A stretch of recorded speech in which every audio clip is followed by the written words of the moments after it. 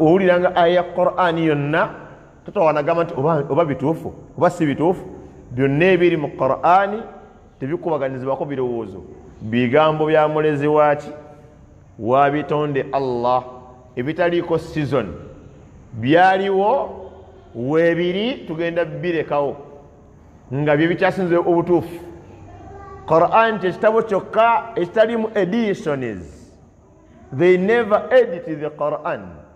It is as it was revealed by Allah through Jibril to Prophet Muhammad sallallahu alaihi wasallam.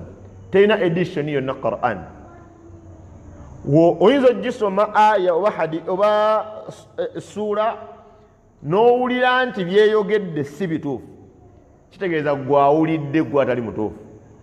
Yo byeyogera newogenda mu batali basiraamu nga bamanyi Quran baga nti ekituufu ekitabo kyatuwangula. That's why